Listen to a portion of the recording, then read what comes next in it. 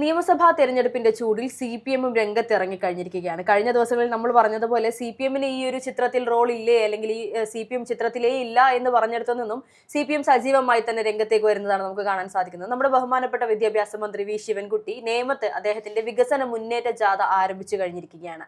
ഈ ഒരു 10 വർഷക്കാലത്തോളം അദ്ദേഹം എന്തൊക്കെ ചെയ്തു, മന്ത്രിയായിരിക്കുന്ന സമയത്ത് എന്തൊക്കെ ചെയ്തു, അദ്ദേഹത്തിന്റെ MLA ഫണ്ടിൽ നിന്ന് എന്തൊക്കെ ചെയ്തു, എല്ലാം ജനങ്ങളെ ഓർമ്മപ്പെടുത്താനുള്ള ഒരു നീക്കത്തിലേക്ക് കാര്യങ്ങൾ പോയിക്കൊണ്ടിരിക്കുകയാണ്. പക്ഷേ നേമം പോലെ ഒരു മണ്ഡലത്തിൽ കൃത്യമായ ത്രികോണ പോരാട്ടം നടക്കുമെന്ന് പ്രതീക്ഷിക്കുന്നിടത്ത് ഈ ഒരു വികസന മുന്നേറ്റ ജാഥ കൊണ്ട് കൃത്യമായ ഒരു വോട്ട് പിടിക്കൽ ഈ തവണ നിയമസഭാ തെരഞ്ഞെടുപ്പിൽ CPM സാധ്യമാകുമോ? ഇപ്പോൾ കേരളത്തിൽ അങ്ങോളം ഇങ്ങോളം എടുത്തു നോക്കുകയാണെങ്കിൽ എല്ലാ മണ്ഡലങ്ങളിലും ഭരണവിരുദ്ധ വികാരമുണ്ട്. അതെ, കഴിഞ്ഞ ദിവസം നമ്മുടെ പ്രതിപക്ഷ നേതാവ് VD സതീശൻ പറഞ്ഞിട്ടുണ്ട്, ഇത്രയും സർക്കാർ വിരുദ്ധത എന്റെ രാഷ്ട്രീയ ജീവിതത്തിൽ ഞാൻ കണ്ടിട്ടില്ല എന്നൊക്കെ. അത് ശരിക്കും പറഞ്ഞാൽ അങ്ങനെ തന്നെ ആയിരിക്കും.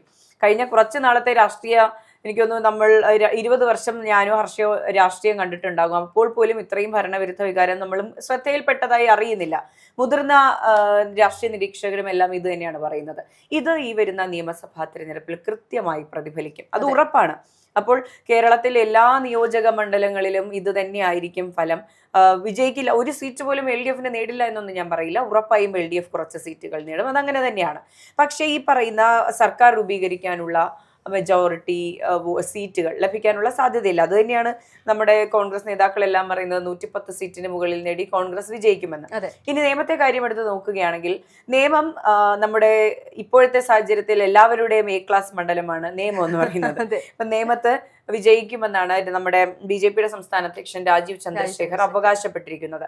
അദ്ദേഹത്തിന് അത് സാധിക്കുമോ എന്ന് ചോദിച്ചാൽ, കഴിഞ്ഞ തവണ തിരുവനന്തപുരത്ത് ശശി തരൂറിന് ഓപ്പോസിറ്റ് മത്സരിച്ച് ലോക്സഭാ തെരഞ്ഞെടുപ്പിൽ മത്സരിച്ച് ഇഞ്ചോടിഞ്ച് പോരാട്ടമായിരുന്നു നടത്തിയിരുന്നത്. അതൊക്കെ അവസാന നിമിഷത്തിൽ തിരുവനന്തപുരത്തുകാർക്ക് അറിയാം, കോസ്റ്റൽ റീജിയന്റെ വോട്ട് എണ്ണുമ്പോഴാണ് പിന്നെയും എല്ലാ കാലത്തെയും പോലെ ശശി തരൂർ ഉയർന്നു വരുന്നത്. എനിക്കൊന്നും ഒരു 10,000-12,000 വോട്ടുകളുടെ മാത്രം ഭൂരിപക്ഷത്തിലാണ് ശശി തരൂർ അന്ന് ജയിക്കുന്നത്. അപ്പോൾ രാജീവ് ചന്ദ്രശേഖരെ കൊണ്ട് പറ്റുമോ എന്ന് ചോദിച്ചാൽ പറ്റാൻ സാധ്യതയൊക്കെ ഉണ്ട്. നേമത്ത് ഓൾറെഡി BJP അക്കൗണ്ട് തുറന്നിട്ടുള്ള ഒരു സ്ഥലമാണ്. ഇതിന് മുന്നത്തെ ഇലക്ഷനിൽ രാജഗോപാലിനെ വിജയിപ്പിച്ച സ്ഥലം കൂടിയാണ് നേമം. അത് പക്ഷേ മറ്റൊരു സാഹചര്യമാണ്, അദ്ദേഹത്തെ ഒരു വല്ലാത്ത സാഹചര്യത്തിൽ ഇനി ഒരിക്കൽ മത്സരിക്കുന്നില്ല എന്ന് പറഞ്ഞപ്പോൾ ഒരു സഹതാപ തരംഗം അങ്ങനെയും സാധ്യതയുണ്ട്. അപ്പോൾ രാജീവ് ചന്ദ്രശേഖർ ഉറപ്പായും ഇപ്പോൾ BJPയുടെ സംസ്ഥാന അധ്യക്ഷൻ നേരിട്ട് വന്നതും മോദിയുടെ വലം കൈയായ ഒരാൾ നേരിട്ട് വന്ന് മത്സരിക്കുമ്പോഴേക്ക് സാധ്യതയുണ്ടോ എന്ന് ചോദിച്ചാൽ സാധ്യതയുണ്ട്. അപ്പോൾ അതിന്റെ ഓപ്പോസിറ്റ് നിൽക്കുന്നത് ശിവൻകുട്ടിയാണ്. രാജഗോപാലിൽ നിന്ന് ആ സീറ്റ് തിരിച്ചു പിടിച്ച നമ്മുടെ വിദ്യാഭ്യാസ മന്ത്രിയായ ശിവൻകുട്ടി. പക്ഷെ അദ്ദേഹത്തിന്റെ കാര്യം എടുത്ത് നോക്കുകയാണെങ്കിൽ, ഈ പറഞ്ഞതുപോലെ ഭരണവിരുദ്ധ വികാരമുണ്ട്. അദ്ദേഹത്തിന്റെ വായിൽ നിന്ന് പലപ്പോഴായി ചാടിയിട്ടുള്ള പല കാര്യങ്ങളുണ്ട്, ചെയ്ത പല കാര്യങ്ങളുണ്ട്. ഇപ്പൊ നമ്മൾ എല്ലാ കാലത്തും എവർഗ്രീൻ ആയിട്ട് നിൽക്കുന്ന നിയമസഭയിലെ അദ്ദേഹത്തിന്റെ ഓരോരോ ക്രിയകൾ, അല്ലെങ്കിൽ അദ്ദേഹത്തിന്റെ ഓരോ നീക്കങ്ങൾ എന്ന് പറയുന്നത്, അദ്ദേഹത്തിന്റെ ഹിപ്ഹോപ്പ് ഡാൻസ് ഒക്കെ നമുക്ക് ഉണ്ട്, എല്ലാ കാര്യങ്ങളും ഉണ്ട്. ഈ പറഞ്ഞ ശബരിമല സ്വർണ്ണക്കൊള്ള, അങ്ങനെ പല വിഷയങ്ങളും മുന്നിൽ നിൽക്കുന്നുണ്ട്. അപ്പൊ അവിടെ ഒരു ഇഞ്ചോടിഞ്ച് പോരാട്ടം നടക്കാനുള്ള സാധ്യതയുണ്ട്. അപ്പോൾ അവിടെ കോൺഗ്രസിൽ ആര് മത്സരിക്കും എന്നുള്ളൊരു ചോദ്യം മാത്രമേ ഉള്ളൂ. അത് നമുക്ക് വരും ദിവസങ്ങളിൽ അറിയാൻ പറ്റും. പക്ഷേ ശിവൻകുട്ടിയുടെ ഈ പറഞ്ഞ ആത്മവിശ്വാസക്കുറവ്, അവിടെ തോൽക്കാനുള്ള സാധ്യത ഉണ്ട് എന്നൊക്കെ പറയുമ്പോൾ അദ്ദേഹം അത് ഓർമ്മ വരുന്നത് കഴിഞ്ഞ ദിവസം VD സതീശനെ വെല്ലുവിളിച്ചതാണ്. തനിക്ക് ധൈര്യം ഉണ്ടെങ്കിൽ ഒന്ന് നേമത്ത് ഒന്ന് മത്സരിക്കുന്നൊക്കെ പറയുന്നുണ്ടായിരുന്നു. BJPയെ തോൽപ്പിക്കുന്നത് ഞങ്ങൾ എന്തായാലും തോക്കും, നിങ്ങൾ പറ്റുമെങ്കിൽ ഒന്ന് BJPയെ തോൽപ്പിക്കുന്നതാണ് അദ്ദേഹം പറഞ്ഞത്. അപ്പൊ നമുക്ക് നേമത്തിന്റെ ചിത്രം ഏകദേശം വ്യക്തമാണ്. CPM അവിടെ ഒരു ആത്മവിശ്വാസക്കുറവ് ഉറപ്പായിട്ടുമുണ്ട്. അപ്പോ ഇനിയുള്ളത് BJP കോൺഗ്രസ് പോരാണ് നടക്കാൻ പോകുന്നത്. അത് ഈ പറഞ്ഞ നിയമത്ത് ആര് കോൺഗ്രസ് സ്ഥാനാർത്ഥിയായി മത്സരിക്കും എന്നത് വന്നതിന് ശേഷമാണ് മനസ്സിലാകാൻ സാധിക്കുക. ഇപ്പോൾ ശിവൻകുട്ടി ചെയ്തുകൊണ്ടിരിക്കുന്നത് നമ്മൾ നേരത്തെ പറഞ്ഞതുപോലെ ഒരു നാണംകെട്ട തോൽവിയിലേക്ക് പോകാതിരിക്കാനുള്ള തത്രപ്പാടുകളാണ്. അതിന്റെ ഭാഗമായിട്ടാണ് ഈ വികസന മുന്നേറ്റ ജാഥ എന്നൊക്കെ പറഞ്ഞൊരു പരിപാടി രൂപീകരിക്കുന്നത്. അപ്പൊ അദ്ദേഹം പറയുന്നത്, നേമത്ത് വലിയ വികസനങ്ങളാണ് ചെയ്തിട്ടുള്ളത്, 900 കോടി രൂപയുടെ വികസനം അവിടെ കൊണ്ടുവന്നിട്ടുണ്ട് എന്നുള്ളതാണ്. അതിൽ നിന്ന് നമുക്ക് വ്യക്തമാകുന്ന മറ്റൊരു കാര്യം എന്ന് പറയുന്നത്, മുഖ്യമന്ത്രി മന്ത്രിമാർക്ക് കൊടുത്ത മറ്റൊരു നിർദ്ദേശമാണ്. നമ്മൾ എന്തൊക്കെ ചെയ്തു എന്നുള്ളത് കൃത്യമായി മാർക്കറ്റ് ചെയ്യാൻ ഞങ്ങൾ പഠിക്കണമെന്ന് പറഞ്ഞ് എല്ലാ മന്ത്രിമാർക്കും MLA മാർക്കും നിർദ്ദേശം കൊടുത്തിട്ടുണ്ട്. അപ്പൊ നമുക്കറിയാം, നമ്മൾ നിയമസഭയിൽ ഒരു വിഷ്വലൊക്കെ കണ്ടിട്ടുണ്ട്. മുഖ്യമന്ത്രി പറഞ്ഞാൽ അവിടെ നിൽക്കുന്ന ആളാണ് ശിവൻകുട്ടി സാർ. അപ്പൊ ഉറപ്പായിട്ടും പറയുന്നതനുസരിച്ച് അദ്ദേഹം ഒരു വികസന മുന്നേറ്റ ജാഥ നടത്തുന്നു. ഞാൻ ഇത്ര വികസനം ഇവിടെ നടത്തിയിട്ടുണ്ട്, പണ്ട് 10 വർഷം മുമ്പ് ഇവിടെ ഇത്ര വികസനം ഇല്ലായിരുന്നു, 900 കോടി ഖജനാവിൽ പൈസ ഇല്ലായിരുന്നിട്ട് പോലും 900 കോടിയുടെ വികസനമാണ് ഞാൻ നടത്തിയത്. അപ്പൊ അത് വലിയ കാര്യമല്ലേ. അപ്പൊ അതൊക്കെ ഒന്ന് മാർക്കറ്റ് ചെയ്യാമെന്ന് വിചാരിച്ച ഒരു പരിപാടി നടത്തുകയാണ്. എന്തുതന്നെയായാലും ഈ പറയുന്ന പോലെ നിയമത്തെ എന്താവും അടുത്തത് എന്നറിയില്ല. നാണം കെട്ട തോൽവിയിലേക്ക് പോകരുത്, അത് തന്നെയാണ് ഇവരൊക്കെ ഉദ്ദേശിക്കുന്നത്. അതെ, പക്ഷേ എത്രത്തോളം അത് സാധ്യമാകുമെന്നുള്ളത് സംശയമാണ്. കാരണം കോൺഗ്രസും ഈ പറയുന്നത് പോലെ നേരത്തെ മേഘ സൂചിപ്പിച്ചതുപോലെ എല്ലാവരുടെയും എ ക്ലാസ് മണ്ഡലമാണ്. കോൺഗ്രസിൽ നിന്നും വലിയൊരു നേതാവ് തന്നെ, എനിക്കൊന്നു മുരളീധരനോ മറ്റൊക്കെ തന്നെ മത്സരിക്കാനുള്ള സാധ്യതകളുണ്ട് എന്നുള്ള വാർത്തകൾ വരുന്നുണ്ട്, ഔദ്യോഗികമായി സ്ഥിരീകരിച്ചിട്ടില്ല. പക്ഷേ അദ്ദേഹമൊക്കെ മത്സരിക്കുകയാണെങ്കിൽ തീർച്ചയായും ഒരു ത്രികോണ പോരാട്ടം തന്നെ നിയമത്ത് കാണാൻ സാധിക്കും എന്നുള്ളതാണ്. ഇപ്പോൾ CPM-ന്റെ കൃത്യമായ ഒരു ഈ പറയുന്നത് പോലെ കോട്ട എന്ന് പറയുന്ന പല മണ്ഡലങ്ങളിലും ഇത്തവണ കാണാൻ പോകുന്നത് ത്രികോണ പോരാട്ടം തന്നെയാണ്. അതിൽ CPM-ന് പക്ഷേ വിശ്വാസക്കുറവ് ആണ് കൂടുതൽ എടുത്തു കാണിക്കുന്നത്. കാരണം വിജയിക്കാൻ ഇത്രത്തോളം കഴിഞ്ഞ 2021 നിയമസഭാ തെരഞ്ഞെടുപ്പ് വരെ ഈ പറയുന്നത് പോലെ ശിവൻകുട്ടിക്ക് ഒരു കോൺഫിഡൻസ് ഉണ്ടായിരുന്നു. 2016 സംഭവിച്ചത് ഞാൻ ഇനി മത്സരിക്കില്ല, ഇതായിരിക്കാം എന്റെ അവസാനത്തെ മത്സരം എന്ന് പറഞ്ഞുകൊണ്ട് രാജഗോപാൽ മത്സരിക്കുന്ന സമയത്ത്, എന്നാൽ അദ്ദേഹത്തിന്റെ നീക്കങ്ങൾ എങ്ങനെയായിരിക്കും, അദ്ദേഹം ഒരു MLA ആയാലും എങ്ങനെയായിരിക്കും എന്നുള്ളൊരു പരീക്ഷണം മാത്രമായിരുന്നു നിയമത്തെ ജനങ്ങൾ കാണിച്ചിരുന്നത് 2016. 2021 വരുമ്പോൾ കൃത്യമായി വീണ്ടും അത് ശിവൻകുട്ടിയുടെ കയ്യിലേക്ക് ആ മണ്ഡലം വരുന്നു, ഭദ്രമായി തന്നെ കയ്യിലിരിക്കുന്നു. അപ്പൊ 2026 നിയമസഭാ തെരഞ്ഞെടുപ്പിലും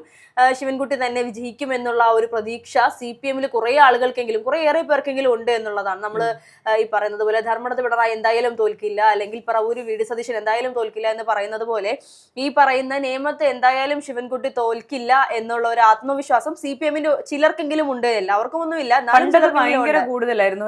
ഒരു ചെറിയ കുറവൊക്കെ വന്നിട്ടുണ്ട്. അദ്ദേഹത്തിന് തന്നെ വിശ്വാസമില്ല അദ്ദേഹം ജയിക്കും എന്നുള്ള കാര്യത്തിൽ. അദ്ദേഹം അതുകൊണ്ടാണല്ലോ VD സതീശൻ അങ്ങനെ ഒരു വെല്ലുവിളി. അതിനപ്പുറത്തേക്ക് VD സതീശനെ പറഞ്ഞതിലൊന്നും വലിയ കാര്യമൊന്നുമില്ല. ആ സമയത്ത് എന്തോ വായിൽ നിന്നും വിടുവായിത്തരം വന്നു എന്ന് പറയുന്നത് പോലെ ആ സമയത്ത് എന്തോ പറഞ്ഞു പോയത്. പക്ഷേ കൃത്യമായി വെല്ലുവിളി ഏറ്റുകൊണ്ട് VD സതീശൻ അല്ലെങ്കിലും ഏതെങ്കിലും ഒരു നല്ല നേതാവിനെ തന്നെ കോൺഗ്രസ് അവിടെ മത്സരിപ്പിക്കുമെന്നുള്ളതാണ്. അവിടെ CPM ഈ പറയുന്നത് പോലെ മത്സര രംഗത്തുണ്ടാകുമോ എന്ന് പോലും സംശയമാണ്. കാരണം തിരഞ്ഞെടുപ്പ് ഈ പറയുന്ന വോട്ട് എണ്ണുന്ന സമയത്ത് BJPക്ക് വോട്ട് അല്ലെങ്കിൽ കോൺഗ്രസിന് വോട്ട് എന്ന് പറഞ്ഞുകൊണ്ട് ഇത്ര വോട്ടുകൾ പറയുമ്പോൾ CPM-ന് അവിടെ എത്ര തവണ പറയേണ്ടി വരും, അല്ലെങ്കിൽ CPM-ന്റെ വോട്ട് എത്രത്തോളം കുറയും എന്നുള്ളത് മാത്രമാണ് ഇന്നിപ്പോൾ ഏറ്റവും കൂടുതൽ ചർച്ച ചെയ്തുകൊണ്ടിരിക്കുന്നത്. അതെ, ഇപ്പൊ തലസ്ഥാനത്തിന്റെ കാര്യം മൊത്തത്തിൽ എടുത്ത് നോക്കുകയാണെങ്കിൽ ഇപ്പൊ തദ്ദേശ തെരഞ്ഞെടുപ്പ് കഴിഞ്ഞതോടുകൂടി തദ്ദേശത്തിലൊരു വലിയ കാവ്യവൽക്കരണം നടന്നിട്ടുണ്ട്, കാവ്യ പുതച്ചിട്ടുണ്ട് എന്നുള്ളൊരു നെറേറ്റീവ് വന്നിട്ടുണ്ട്. അതിന് പ്രധാനപ്പെട്ട കാരണം എന്ന് പറഞ്ഞാൽ തിരുവനന്തപുരം കോർപ്പറേഷൻ പിടിച്ചെടുത്തതിന്റെ കാര്യമാണ്. പക്ഷേ അത് വോട്ടിന്റെ കാര്യം എടുത്ത് നോക്കുകയാണെങ്കിൽ തിരുവനന്തപുരത്ത് അത്തരത്തിൽ BJPക്ക് ഒരു വലിയ വളർച്ച ഉണ്ടായിട്ടില്ല, പക്ഷേ CPM-ന് ഒരു വലിയ താഴ്ച ഉണ്ടായിട്ടുണ്ട്. ഇപ്പൊ കോൺഗ്രസിന്റെ കാര്യം എടുത്ത് നോക്കുകയാണെങ്കിൽ ഇരട്ടി സീറ്റാണ് നേടിയിട്ടുള്ളത്. ഈ പറഞ്ഞ തദ്ദേശ തെരഞ്ഞെടുപ്പിൽ CPM-നാണ് ഏറ്റവും വലിയ തിരിച്ചടി നേരിട്ടിട്ടുള്ളത്. അപ്പൊ എന്ത് പറഞ്ഞാലും ഇപ്പൊ തിരുവനന്തപുരവുമായി ബന്ധപ്പെട്ട് കിടക്കുന്ന എല്ലാ മേഖലകളിലും എല്ലാ മണ്ഡലങ്ങളിലും ഒരു BJP കോൺഗ്രസ് പോരിനാണ് സാക്ഷ്യം വഹിക്കാൻ പോകുന്നത്. അപ്പോൾ അവിടെ ഒന്നും ചെയ്തിട്ട് കാര്യമില്ല എന്നറിയാവുന്നത് കൊണ്ട് തന്നെ എനിക്ക് തോന്നുന്നു മലബാർ റീജിയനിലേക്ക്, കണ്ണൂർ, കാസർഗോഡ്, കോഴിക്കോട് ആ റീജിയനിലേക്കൊക്കെയാണ് CPM ശ്രദ്ധ ചെലുത്തുന്നത്. അതിന്റെ ഭാഗമായി തിരുവനന്തപുരം പോയി എന്ന് തന്നെയാണ് പ്രതീക്ഷിക്കുന്നത്. ഈ പറഞ്ഞതുപോലെ 2ാം സ്ഥാനത്തെങ്കിലും എത്തണം എന്നുള്ള ഒരു ആഗ്രഹമൊക്കെ ഉണ്ടായിരിക്കാം. പക്ഷെ അതും ഇപ്പോഴത്തെ അവസ്ഥയിൽ, ഇപ്പോഴത്തെ രാഷ്ട്രീയ സാഹചര്യത്തിൽ അതും സാധ്യമല്ല എന്ന് വേണം മനസ്സിലാക്കാൻ. പിന്നെ ഈ പറഞ്ഞതുപോലെ ഒരു CJP കൂട്ടുകെട്ടിൽ എന്തെങ്കിലും നടക്കുമോ എന്നറിയില്ല. അപ്പോൾ നേമത്ത് രാജീവ് ചന്ദ്രശേഖറും ഈ പറഞ്ഞ നമ്മുടെ VD സതീശൻ പക്ഷവും അല്ലെങ്കിൽ കോൺഗ്രസ് പക്ഷവും കൈകോർത്ത് ഞങ്ങളെ തോൽപ്പിച്ചു എന്ന നെറേറ്റീവുമായി ഈ പറഞ്ഞ വി ശിവൻകുട്ടിയും അതുപോലെ തന്നെ എല്ലാ ഇലക്ഷനുകളിലും ഇടത് സ്ഥാനാർത്ഥികൾക്കൊപ്പം നിന്ന് പ്രവർത്തിക്കുന്ന ഒരാളാണ് നമ്മുടെ റഹീം MP. അദ്ദേഹവും വന്ന് ഇതുപോലുള്ള വലിയ പോരാട്ടങ്ങൾ നടത്തുമായിരിക്കാം, വലിയ പ്രസംഗങ്ങൾ നടത്തുമായിരിക്കാം. എന്നാലും വർഷേ 900 കോടി കൊണ്ട് നിയമത്ത് എന്തായിരിക്കും അല്ലേ ചെയ്തത്? അതെ, അതിനിപ്പോ കണക്കുകൾ പ്രകാരം നേരത്തെ മേഘ പറഞ്ഞതുപോലെ 50 രൂപയുടെ ചെയ്തെങ്കിൽ 500 രൂപയുടെ, 500 രൂപയുടെ ചെയ്തെങ്കിൽ 5000 രൂപയുടെ തട്ട് കാണിക്കണം എന്നുള്ളതാണല്ലോ. അപ്പോൾ ഈ പറയുന്ന 900 കോടി എന്നൊക്കെ പറയുമ്പോൾ എത്ര ചെയ്തിട്ടുണ്ടാകും എന്നുള്ളത് നമുക്കൊന്ന് ഊഹിക്കാം. എന്തായാലും ചിലപ്പോൾ 90 ലക്ഷത്തിന്റെ എവിടെയെങ്കിലും ഒക്കെ 1-2 ഈ പറയുന്ന ബസ് സ്റ്റോപ്പുകളോ ഒക്കെ വെച്ചിട്ടുണ്ടാകാം, നമുക്ക് പറയാൻ സാധിക്കില്ല. ഇപ്പോ തൊഴുത്തിന് 40 ലക്ഷം എന്ന് പറയുന്നത് പോലെ വല്ല ബസ് സ്റ്റോപ്പിന് 40, 50, 60 ലക്ഷം രൂപയ്ക്ക് ഒരു ഷെഡൊക്കെ കെട്ടി വെച്ചിട്ടുണ്ടായിരിക്കാം നിയമത്തെ. നമുക്ക് അറിയില്ല എന്താണെന്നുള്ളത്. അത് ജനങ്ങൾ വിലയിരുത്തട്ടെ, നിയമത്തുള്ള ജനങ്ങൾ വിലയിരുത്തി അവർ നോക്കി കാണട്ടെ 900 കോടിയുടെ ഈ ഒരു വികസനം എന്തൊക്കെയായിരുന്നു തങ്ങളുടെ നാട്ടിൽ നടന്നിട്ടുള്ളത്, തങ്ങളുടെ മണ്ഡലത്തിൽ ഉണ്ടായിട്ടുള്ളത് എന്നുള്ളത് അവർ തന്നെ വിലയിരുത്തി കൃത്യമായി ആർക്ക് വോട്ട് ചെയ്യണമെന്ന് തീരുമാനിക്കട്ടെ. എന്തായാലും നേരത്തെ മേഘ പറഞ്ഞതുപോലെ ഈ ഒരു കൂട്ടുകെട്ട് BJP അല്ലെങ്കിൽ UDF കൂട്ടുകെട്ട് അവിടെ ഉണ്ടാകും എന്നുള്ള ഒരു അപഖ്യാതി കൂടി ഇനി വരുന്ന ദിവസങ്ങളിൽ കേൾക്കാൻ സാധ്യതകളുണ്ട്.